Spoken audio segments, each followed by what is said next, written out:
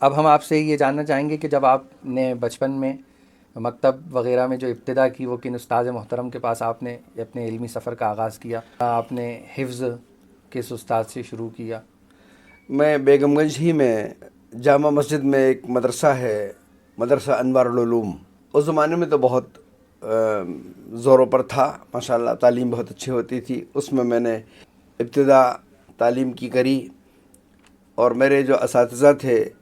ابتدائی، وہ ایک بڑے مولوی صاحب کہلاتے تھے، عزیز احمد صاحب، اب تو ان کا انتقال ہو گیا، وہاں کے وہ نکاح خواں و قاضی بھی کہلاتے تھے انہوں نے، اور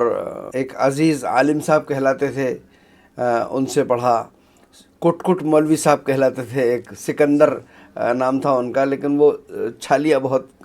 کاٹتے تھے تو ان کا نام ہی کٹ کٹ مولوی صاحب پڑ گیا تھا، وہ بھی ہمارے استادوں میں رہے۔ اور ذاکر مولوی صاحب بھی ایک وہاں کہلاتے تھے، وہ بھی میرے استاد رہے۔ ننو حافظ صاحب نابینا تھے، ان سے میں نے دینی تعلیم کے رسالے، عالم تھے تو قاسمی تھے وہ نابینا ہونے کے باوجود، ان سے میں نے دینی تعلیم کے رسالے پڑھے اور ناظرہ قرآن پاک وغیرہ پڑھا۔ پھر اسی مدرسے میں ایک حافظ عبد المجید صاحب ہوا کرتے تھے، مجو حافظ صاحب کہلاتے تھے وہ، ان سے میں نے حفظ قرآن پاک کیا الحمدللہ بہت اچھا۔ بیگم گنج میں جب تک وہ حیات رہے، ان کے علاوہ کسی اور کے شاگرد حفظ میں نہیں ہو پائے، ان کے ہی پاس لوگ زیادہ رجوع کرتے تھے، اور وہ بڑی محنت سے پڑھاتے تھے۔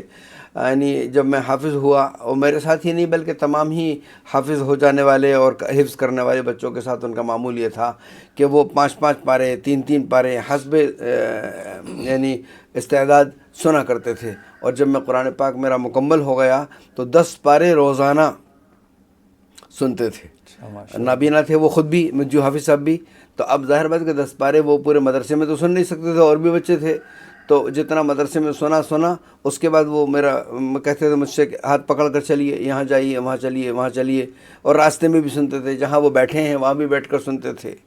جب تک 10 پارے نہ ہو جائیں اس وقت تک چھٹی نہیں ہوتی تھی۔